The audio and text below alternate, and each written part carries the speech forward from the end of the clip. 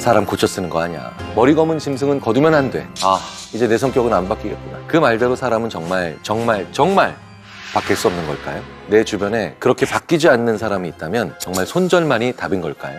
이런 생각은 정말이지 너무 위험하면서도 섣부른 생각입니다. 왜일까요? 대한민국 심리 읽어드립니다에서 속 시원하게 읽어드리겠습니다. 안녕하세요. 인지심리학자 김경일입니다. 먼저 우리의 성격, 언제 어떻게 만들어질까요? 우리가 성격이라고 부르는 부분들은 상당 부분 태아 시절에 만들어집니다. 그러니까 태아 때 어떤 호르몬의 영향을 주로 받는가, 바로 이 요인으로 인해서 성격은 상당 부분 타고나는 건 분명합니다. 그리고 태생적으로 타고나지 않은 나머지 부분들도 본격적인 청년기 이전에 대부분 결정된다는 거죠.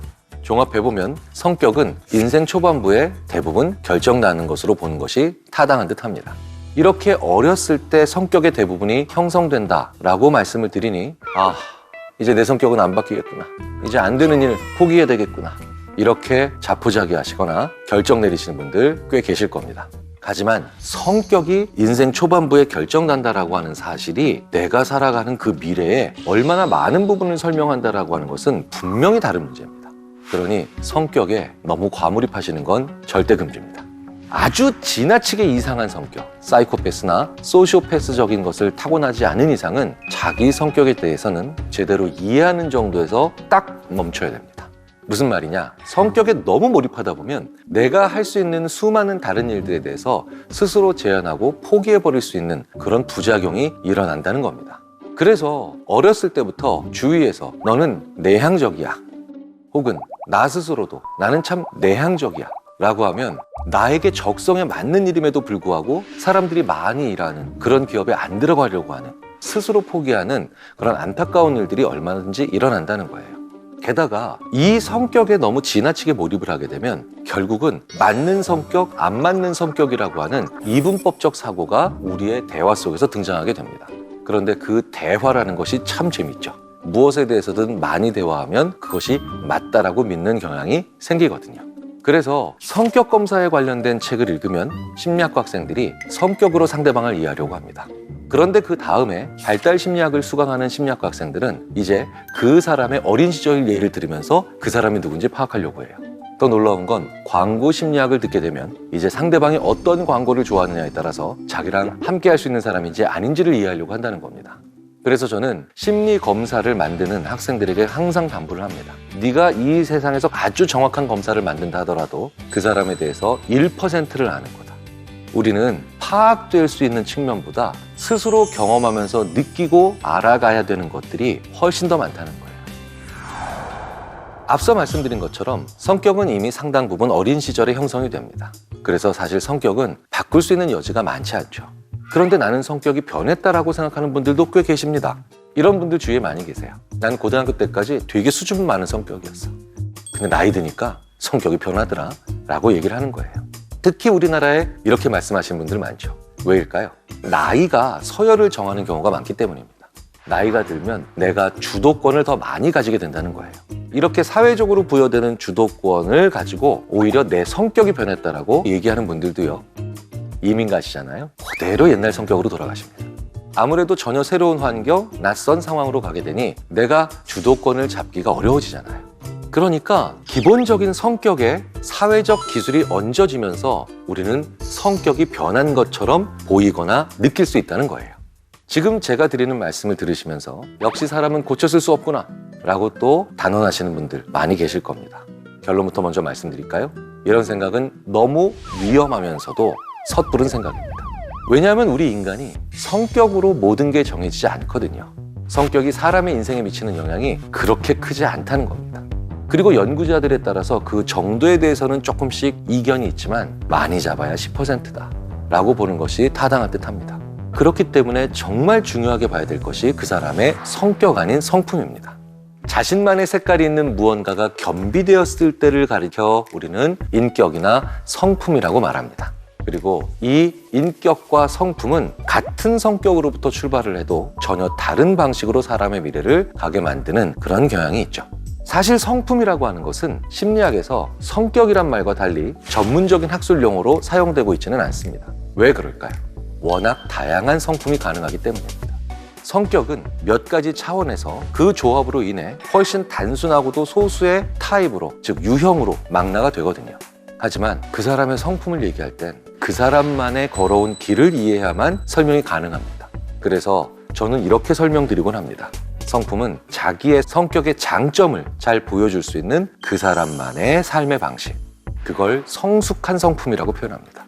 즉, 성격은 잘 안 변해도 성품과 인격은 어떻게 삶을 사느냐에 따라서 너무나도 크게 바뀔 수밖에 없다는 겁니다. 능력의 차원도 마찬가지죠. 그래서 이런 지능지수라고 우리가 얘기하는 IQ는 수치적 검사의 결과가 크게 변하지 않죠. 그리고 사실 변한다 해도 큰 의미가 있는 건 아닙니다. 제가 대학교 다닐 때 IQ 검사를 받았을 때 과 50명 동기 중에 40등 좀 안 되는 100대 초반의 IQ가 나왔습니다. 그때는 꽤 자존심도 상하고 창피했죠. 하지만 이제 우리 중에 누군가가 좋은 IQ를 가지고 있다 해서 부러워하지도 않고, 그리고 낮은 IQ를 가지고 있다 해서 창피하지도 않죠. 왜? 그것 말고도 우리의 품격을 보여줄 수 있는 수백 가지의 단서를 가지고 있기 때문입니다. 그러니 이게 변한다고 해도 큰 의미가 있는 건 아니죠. 자, 그런데 IQ는 변하지 않는다 하더라도 그 사람의 지적인 능력이나 사고력은 얼마든지 바뀔 수 있습니다. 즉, 성장할 수 있다는 거죠. 그러니까 사람이 바뀌지 않는다는 생각은 굉장히 위험할 수도 있습니다. 실제로 이걸 아주 잘 보여주는 연구가 있습니다. 미국 텍사스대의 캐서린 윙크스 교수 연구진의 실험을 하나 소개해드리겠습니다. 연구진은 대학생들이 자신의 교수가 사람은 결코 변하지 않는다고 생각하는 정도를 얼마나 느끼는가에 따라서 학업과 전반적인 분위기에 어떤 영향을 주는가를 종합적으로 측정했습니다. 자, 결과는 어떻게 나왔을까요? 우리 교수는 사람은 타고난다는 생각을 가지고 있어 라고 강하게 느낄수록 학생들은 심리적으로 위축됐고 그 과목에 대한 소속감도 떨어졌으며, 그리고 전반적으로 불안해했습니다. 그리고 그 해당 교수가 담당하고 있는 과목의 학업에 대한 몰입, 흥미, 실제 수행 정도 모두에 악영향을 미친다는 결과가 나타나기도 했죠. 이건 교수가 굳이 학생들을 다그치거나 겁박하지 않아도 마찬가지로 일어나는 결과라는 것이 더욱 의미심장합니다.